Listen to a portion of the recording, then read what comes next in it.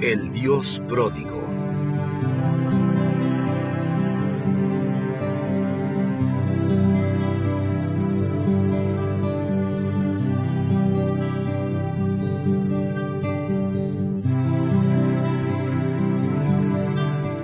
Hay una famosa historia en el libro de Lucas que por siglos se ha conocido como la parábola del hijo pródigo. Es la historia de un hijo que toma la herencia de su padre, la gasta toda y luego vuelve con un padre perdonador. Pero es un grave error pensar que es la historia de solo un hijo. De hecho, es la historia de dos hijos, la historia de un hermano menor y uno mayor. Debemos compararlos y contrastarlos. Si no los comparamos y contrastamos, nos perdemos el mensaje radical que Jesús nos quería dejar. Esta parábola mina los paradigmas existentes, las categorías existentes que tenemos para entender nuestra relación con Dios. Y hay otra cosa muy interesante sobre la historia. Durante mucho tiempo ha habido una fórmula simple de 3 actos para contar una historia. Conforme se construye la historia, se comienza con información anterior y fundamento. Luego se introduce el problema o conflicto y finalmente está la solución. Pero Jesús no sigue las reglas aquí. ¿Por qué? Las claves vienen al principio del primer acto. El primer acto comienza con un discurso. El hijo menor va con el padre y le dice: «Padre, dame mi parte de la herencia». Los escuchas originales de la historia debieron quedar impresionados con la petición. Si eras padre y tenías 2 hijos y morías, tu herencia habría sido dividida 2/3 al hijo mayor, 1/3 al hijo menor. Porque el hijo mayor en esos días siempre obtenía una doble porción de lo que cualquier otro hijo. Pero esto solo pasaba cuando el padre moría. Así que cuando el hijo menor llega y le pide su parte de la herencia ahora, mientras el padre sigue vivo, básicamente es como desear que estuviera muerto. El hijo menor quiere las cosas del padre, pero no al padre. Quiere las riquezas del padre y su herencia. Quiere las comodidades y el prestigio y la independencia que vienen con esas cosas, pero no quiere al padre. Desea que el padre esté muerto. Eso es inaudito. Pero más inaudita fue la respuesta del padre a la petición. Si la audiencia original quedó impresionada con la petición del hijo, se impresionaron aún más ante lo que el padre respondió a lo que dijo su hijo menor. Era de esperarse que un antiguo padre del Medio Oriente echara a su hijo de la casa con ataques verbales, si no es que físicos y violentos. Pero este padre no hace eso. ¿Qué dice la historia? Que dividió la propiedad entre ellos. La palabra griega que se usa aquí para propiedad es la palabra bios, que significa el curso de la vida o el medio por el cual se sostiene la vida. La historia en realidad dice que el padre dividió su vida entre ellos. ¿Por qué dice eso? Los bienes del padre eran su tierra. La riqueza del padre era su tierra. Así que la única manera de poder darle a su hijo menor una tercera parte de su propiedad era vendiendo esa tierra. En esos días, la identidad misma de la gente estaba ligada a su tierra. Si perdías tu tierra, te perdías a ti. Si perdías parte de tu tierra, perdías tu estatus en la comunidad que estaba ligado a qué tanta propiedad tenías. Así que lo que el hijo menor le pidió al padre que hiciera era esto. Le pidió que desgarrara su vida, que desgarrara su lugar en la comunidad, que se desgarrara a él mismo. Y el padre lo hace. Dividió su propiedad entre ellos. Se quedó con 2/3 de sus bienes.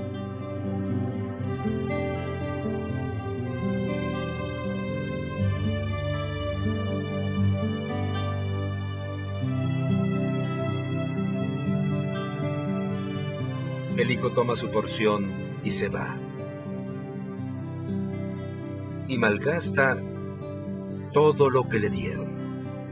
Y llega al punto de la pobreza donde se han aprovechado de él y su vida está en ruinas absolutas.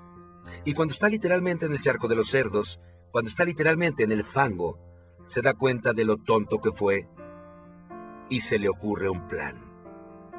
La primera parte de ese plan es ir a casa.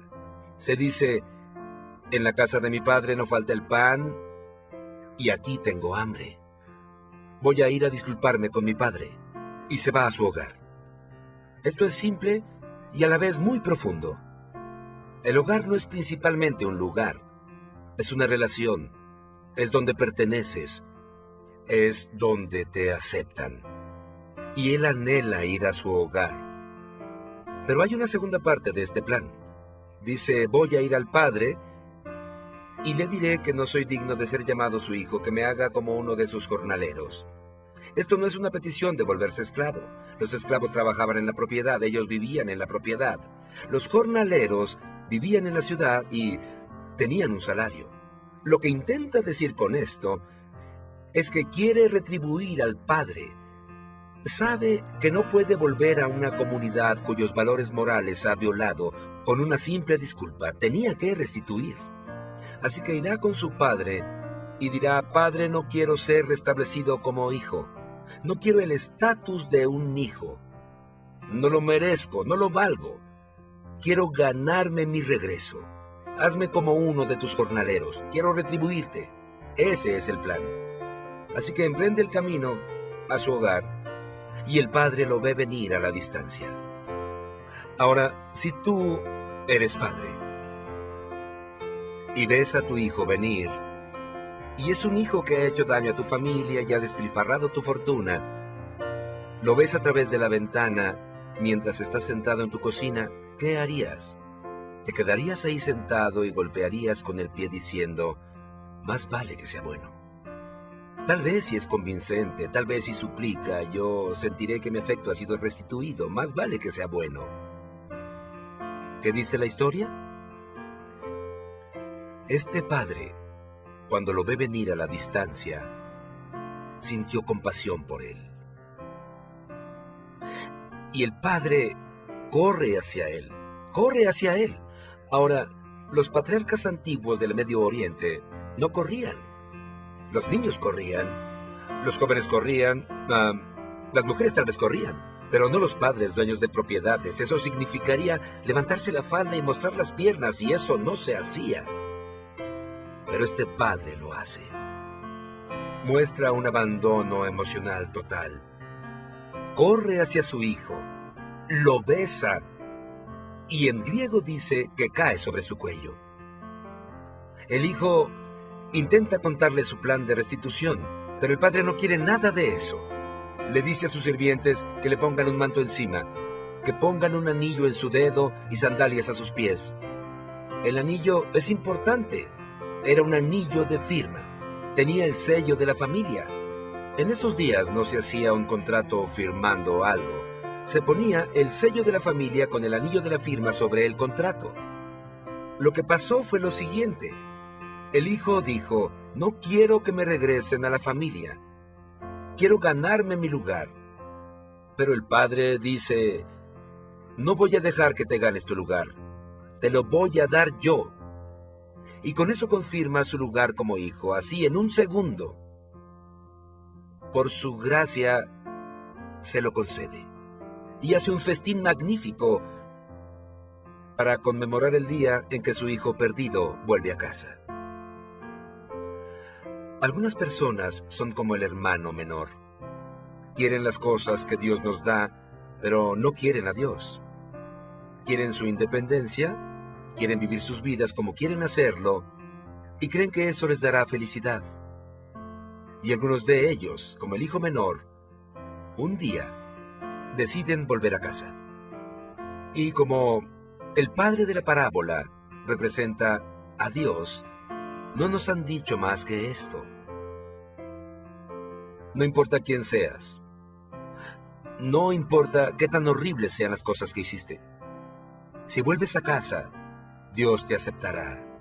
Él te amará todo por su gracia. Todos somos como el hijo menor, porque cuando llegamos a Dios, decimos, no soy digno, quiero ganarme mi lugar, quiero hacer las cosas bien ahora, y el Dios bíblico no va a aceptarlo. Nos da todos los derechos de hijo, confirma que somos sus hijos a través de Jesucristo. Es un hecho, es un estatus, es seguro. Somos aceptados. Al final del primer acto, parece que todo vuelve a la normalidad. Los conflictos se resolvieron, el hijo menor ha sido perdonado por el padre. La familia está reunida, ¿no? No exactamente. Hay otro personaje en la historia. Aún no lo conocemos. Él no sabe aún que el hijo perdido fue encontrado.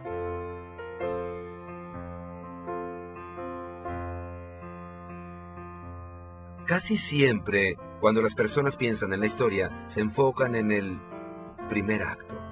El hijo menor, que vuelve a casa, y la aceptación del padre. Y como resultado, casi todo mundo cree que la historia es sentimental.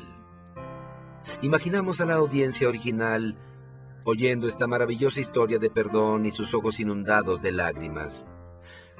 Pero si vemos el contexto, si vemos a las personas a las que les hablaba Jesús, si vemos los propósitos de Jesús al contar esta parábola, te das cuenta que la audiencia original no se estaba secando las lágrimas. Estaban petrificados. Se sentían ofendidos.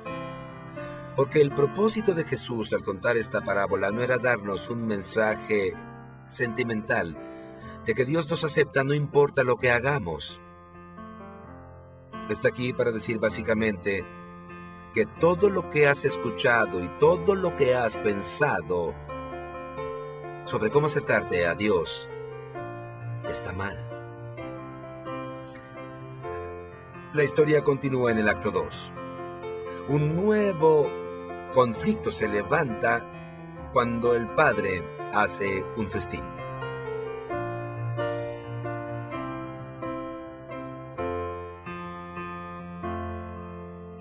Jesús continúa, el hermano mayor está en el campo, y cuando se acerca a la casa, escucha música y ve baile. Así que llama a un sirviente y le pregunta qué sucede. Y el sirviente le contesta, tu hermano volvió, y tu padre ha matado al becerro engordado, porque volvió a salvo. Pero el hermano mayor estaba furioso. Estaba tan enojado que se negó a unirse al festín. Era su turno de sacudir la integridad de la familia. Decía al no entrar, no soy parte de esta familia, soy el heredero y no voy a estar en la misma familia donde está él. Eso obligó al padre a salir para suplicarle al hermano mayor. Pero no quiso entrar. Es áspero con el padre. Le dice, mira. No lo llama padre, le dice, mira, todos estos años he sido bueno, nunca te he desobedecido y cuando ese hijo tuyo, que despilfarró tu propiedad, vuelve, matas al becerro engordado para él. No voy a entrar. Noten que no lo llama mi hermano, ni siquiera dice tu hijo, le dice ese hijo tuyo. No acepta estar en la misma familia con él. El hermano mayor está furioso, pero está particularmente molesto por el costo. En esos días, las personas no comían carne a diario, no lo hacían porque era muy costosa, era un manjar delicado. Pero el manjar más delicado de todos era el becerro engordado. Y no es algo que harías ni siquiera para una fiesta privada. Así que cuando el padre mata al becerro engordado, sabemos que toda la ciudad asistiría a ese festín. Pero el hermano mayor está tan furioso que no entrará. No necesitas un doctorado en psicología, si eres el hermano mayor, para darte cuenta que este día era el día más grandioso en la vida del padre. De hecho, al matar al becerro engordado e invitar a toda la ciudad al festín, el padre muestra que es el día más grandioso de su vida. Todos pueden verlo. El hermano mayor seguramente lo ve, pero no le importa. No le interesa. Lo único que ve es que el padre está usando su herencia en una forma que él no aprueba. Entonces, ¿qué le importa a ese hermano mayor? ¿Qué es lo importante para él? Le importan las cosas del padre. Pero no le importa en realidad el padre, le importan los bienes, le importa el costo de todo esto, el becerro engordado, y piensa, ¿por qué no pudo usar una cabra?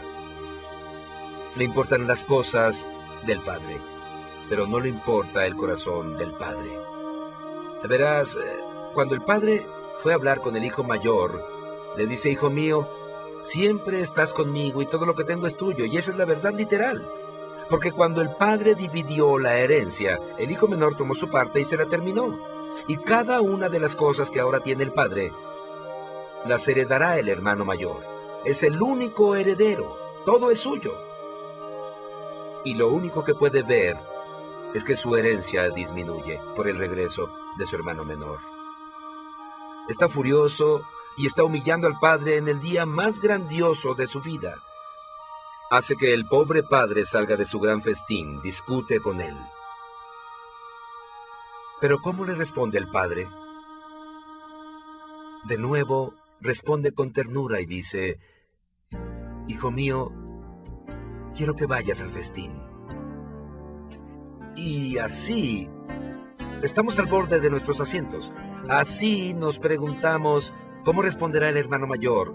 ¿La familia estará reunida en amor? ¿Estarán todos juntos al final? Jesús termina la parábola. No nos dice.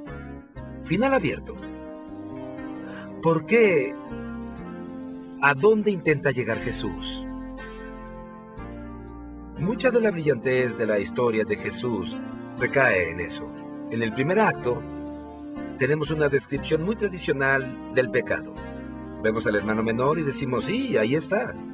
Insulta al padre, anda con prostitutas, está en el charco de los cerdos, en el caño, degenerado, licencioso, autoindulgente, sí.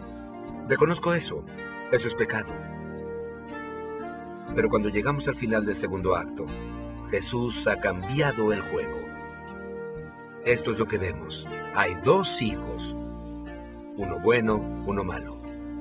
Pero ambos están alejados del Padre. Y nos damos cuenta de que ambos quieren las cosas del Padre, pero no al Padre. Ambos usan al Padre para obtener las cosas que sí aman, que son las riquezas y el estatus. Uno lo hace al ser muy, muy malo, y el otro lo hace al ser muy, muy bueno. ¿Por qué el hermano mayor no va al festín? Te lo dice. Lo dice. Contesta, nunca te he desobedecido. Ahí está, es la razón por la que no iré al festín. En otras palabras, lo que lo aleja del Padre no es el pecado, es su bondad, es su justicia. El hermano menor intentaba obtener el control al irse y desobedecer. Pero el hermano mayor intenta obtener el control al quedarse y obedecer. El hermano menor intenta controlar las cosas del Padre al romper todas las reglas. Pero el hermano mayor intenta controlar las cosas del Padre al seguir todas las reglas. Y Jesús nos muestra que ambos están perdidos. Ninguno de ellos tiene una relación con el Padre. Ambos están alejados del Padre. Y ambos están alejados de Dios.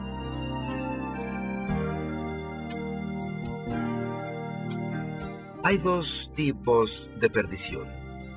Por eso Jesús puso al hermano mayor en la parábola.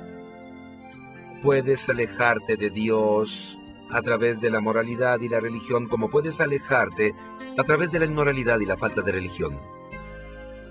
Hay muchas personas, hay muchos cristianos con un corazón como el del hermano mayor.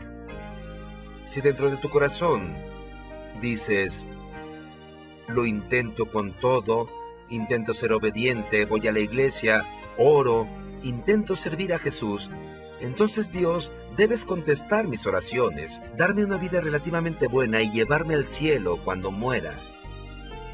Si ese es el lenguaje de tu corazón, entonces Jesús es tu modelo, Jesús es tu ejemplo, Jesús es tu jefe, pero no es tu Salvador. Quieres ser tu propio Salvador, y toda tu moralidad y toda tu religión solo es una forma de hacer que Dios te dé las cosas que en verdad quieres, y no quieres a Dios por Él. Los hermanos mayores obedecen para obtener cosas de Dios, y si no reciben esas cosas se molestan mucho. Pero los cristianos que creen en el Evangelio obedecen a Dios solo para recibir a Dios, para parecerse a Él y amarlo, y conocerlo y deleitarse en Él. Lo más sorprendente de esta parábola es la forma en que termina. El hermano menor se va, se arrepiente, vuelve, se humilla y va al festín y es salvo. Pero el hermano mayor, el hombre bueno, el hombre que ha cumplido con todas las reglas morales, está perdido, hasta donde sabemos. Y los escuchas de Jesús saben exactamente lo que les quiere decir. Y es un giro completo a todo lo que les han enseñado, a todo en lo que creen. Casi podemos oírlos suspirar cuando termina la historia. El amante de las prostitutas es salvo y el hombre de rectitud moral está perdido. Muchos pensamos que Dios quiere gente buena, pero Jesús nos muestra que Dios quiere gente nueva. Nos gusta pensar que los buenos son salvos y los malos están perdidos, pero Jesús nos muestra que ambos están perdidos porque aunque se vean diferentes en la superficie, en el interior son iguales. Pensamos que la forma de ser salvo es arrepentirse de los pecados, pero Jesús nos muestra que también tienes que arrepentirte de la razón por la que hiciste algo bueno. De pronto, nos damos cuenta de quiénes son en realidad los dos hijos de la parábola. Recuerda el contexto, había dos tipos de personas alrededor de Jesús cuando contó la parábola: los recaudadores y los pecadores, los fariseos y los maestros de la ley.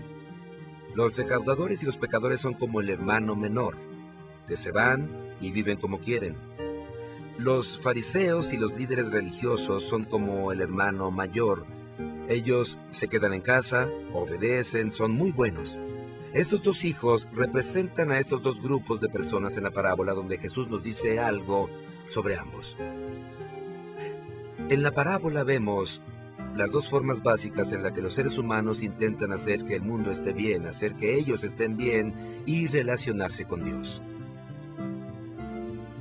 Una es la forma del autodescubrimiento. La otra es la forma de la conformidad moral. Las personas del autodescubrimiento dicen: voy a vivir como me convenga, voy a determinar qué está bien o mal para mí, voy a descubrir mi verdadero yo. Las personas de la conformidad moral dicen: voy a ser bueno, voy a intentarlo muy duro, voy a obedecer el código moral. Ambos grupos dicen: esta es la manera en que todos deben vivir. Ambos grupos dicen: esto es lo que nos hará felices a todos.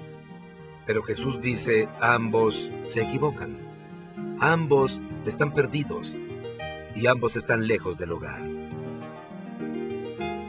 Hay dos maneras de ser tu propio Salvador. El Señor nos muestra que había dos maneras para los hijos de obtener el control sobre las cosas de su padre.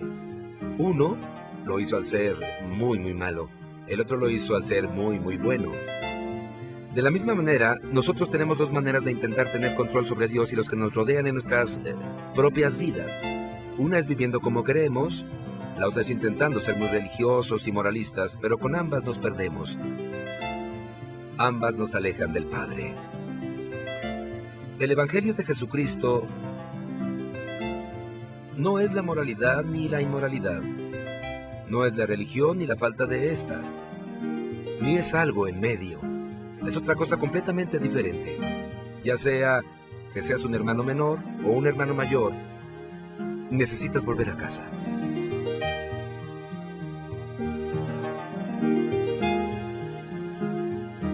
Jesús termina la historia sin un desenlace. La parábola termina sin que descubramos cuál es la decisión final del hermano mayor. No sabemos qué pasa con esta familia. ¿Por qué un narrador de historias tan bueno como Jesús la dejaría sin conclusión? Sabemos que quiere que comparemos y contrastemos a los dos hermanos, pero también quiere que nos veamos en la historia. Quiere que veamos que necesitamos algo que falta en nuestras vidas. Quiere que anhelemos algo. Quiere que busquemos algo. Quiere que anhelemos ir al hogar. ¿Cómo vamos al hogar?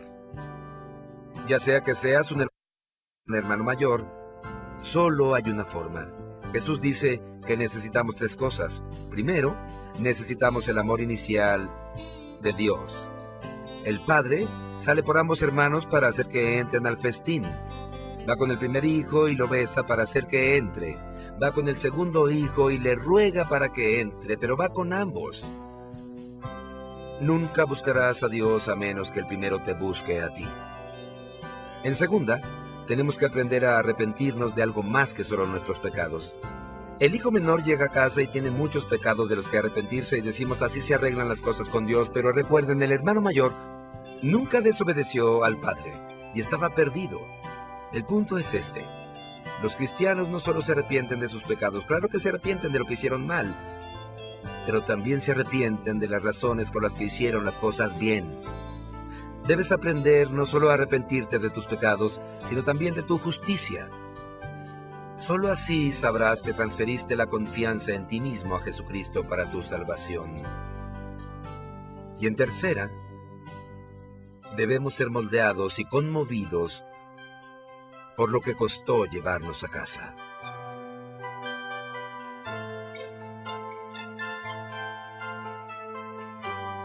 Al principio de Lucas 15, estaban los recolectores de impuestos como el hermano menor, pecadores, y los fariseos del tipo religioso del hermano mayor, alrededor de Jesús.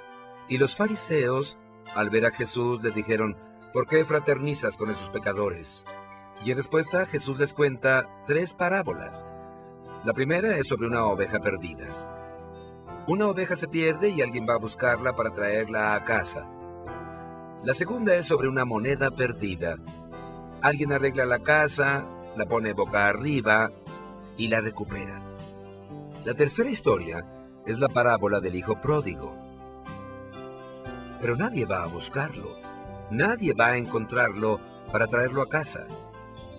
Es sorprendente. ¿Por qué? Creo que Jesús hace eso deliberadamente para obligarnos a hacernos la pregunta, ¿quién debió haber ido? Y todos en esa cultura hubieran sabido la respuesta. Era el trabajo del hermano mayor. El hermano mayor heredaba la mayor parte de la propiedad. ¿Por qué? Para poder mantener a la familia junta, para mantener la propiedad unida. Era su trabajo hacer que la familia fuera una familia. En la historia, un buen hermano mayor debió haber ido al padre y decirle, Padre, mi hermano menor se fue y ahora su vida está en ruinas, pero lo iré a buscar, lo encontraré y lo traeré a casa. Aunque me cueste mucho, incluso al costo máximo para mí, y esa es la clave. Cuando el padre dividió la propiedad entre ellos, el hermano menor obtuvo su parte y se fue. Y eso significa que todo lo que el padre tiene será heredado por el hermano mayor. En cierto sentido, todos los mantos, todos los anillos, todos los becerros engordados son del hermano mayor. Cuando el padre devuelve al hermano menor a la familia, solo puede hacerlo a costa del hermano mayor. No es gratis, alguien tiene que pagar. Claro, para el hermano menor, la restauración fue gratuita, fue de gracia. Pero para el hermano mayor, fue inmensamente costoso. Le costó mucho. Nosotros, la raza humana en general, necesitamos un verdadero hermano mayor.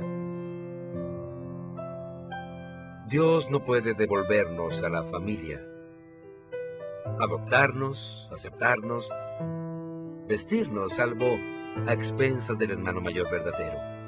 Y el hijo menor de la historia, por desgracia, tiene a un fariseo de hermano mayor. Pero nosotros no. Para nosotros, hay un verdadero hermano mayor.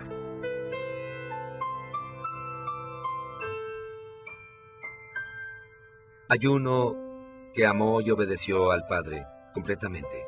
Uno que vino a la tierra y amó a Dios con todo su corazón, su alma y su cuerpo, y a su prójimo como a sí mismo.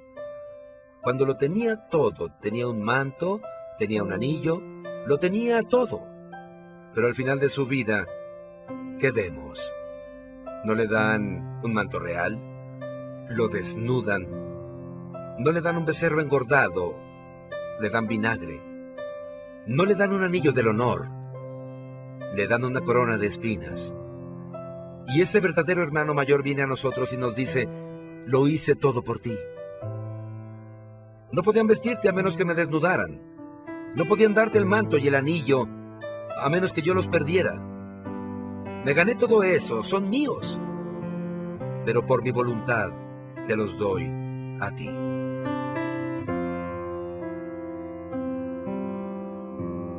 ¿No lo ves? En otras palabras, la salvación es absolutamente gratis para nosotros, pero es increíblemente costosa para Él. Jesucristo puso a un mal hermano mayor en la historia para que nosotros quisiéramos al verdadero. No solo necesitamos a un hermano mayor que vaya a la siguiente ciudad para llevarnos a casa, necesitamos uno que baje del cielo a la tierra. No solo necesitamos un hermano mayor que nos regrese a la familia de Dios a su propio costo, necesitamos uno que esté dispuesto a hacerlo a costo de su vida. En la cruz, Jesús pagó la muerte que en el fondo sabemos que merecíamos. En la cruz pagó por las cosas que hicimos mal y nuestra supuesta justicia para que pudiéramos ir al hogar. Nos llevó a casa a un costo infinito para Él mismo. ¿Ya estás conmovido y convencido por lo que tu verdadero hermano mayor hizo para llevarte al hogar? Porque si ves eso, hasta el grado en que veas eso, cambiará tu entrega a Dios. No vas a estar en la conformidad moral, no vas a estar en el autodescubrimiento. En verdad serás un cristiano.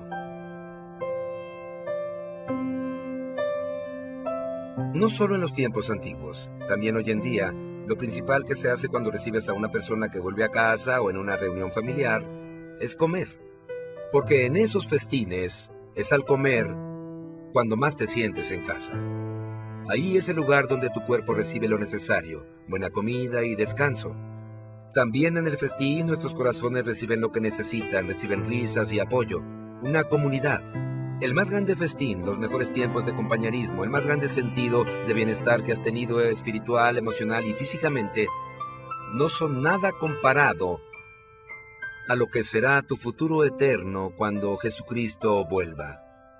Y ese día, el Padre se recostará sobre tu cuello y el verdadero hermano mayor abrirá la puerta y nos dará la bienvenida a un festín. Según la Biblia, gracias a nuestro verdadero hermano mayor, Dios algún día hará que este mundo sea un hogar de nuevo.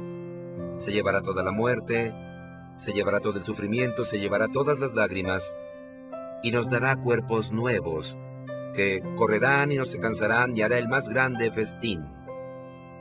Isaías 25 dice, en esta montaña el Señor Todopoderoso nos preparará un festín con las mejores comidas para todas las personas, un banquete con vino añejo, lo mejor de las viandas, lo mejor del vino.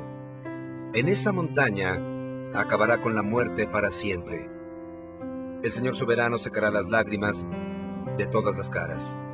Y en Mateo 8, el Señor dice, muchos vendrán del este y del oeste y se sentarán con Abraham, Isaac y Jacob en el festín del reino de los cielos. Ese es tu futuro. ¿Qué clase de personas seríamos si casi pudiéramos probar el más grande festín?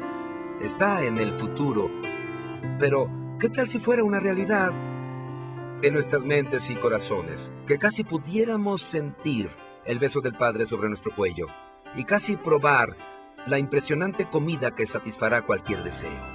¿Qué clase de personas seríamos si fuera tan real para nosotros? En primera, tendríamos una gran confianza. no nos sentiríamos ansiosos sobre nada. Podríamos amar a las personas, aunque nos costara y nos costara mucho, y nunca perderíamos la esperanza. Aunque perdiéramos riquezas o una relación o nos criticaran, porque tenemos un festín de bienvenida esperándonos. ¿En qué encontrarías verdaderamente tu seguridad y significado? ¿Qué estás buscando para que satisfaga las profundas necesidades de tu corazón de amor y valía? ¿Es tu familia? ¿Eso es lo más importante? ¿Es tu carrera? ¿Es lo más importante? No lo sé, pero lo que sea, si no es Dios, tal vez sea algo bueno, pero no es el hogar. No puedes soportar todo el peso de tu alma.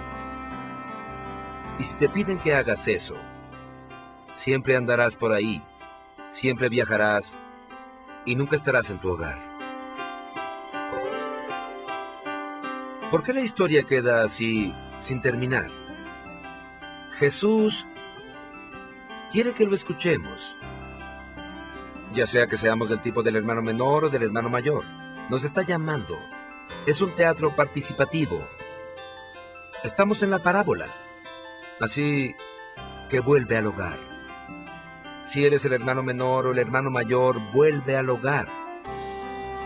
Es el lugar para el que fuiste creado. La persona que fuiste creada.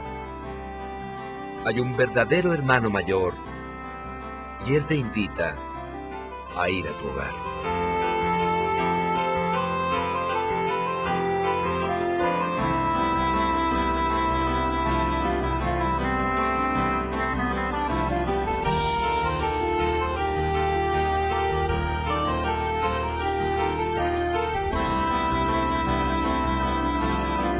El Dios pródigo.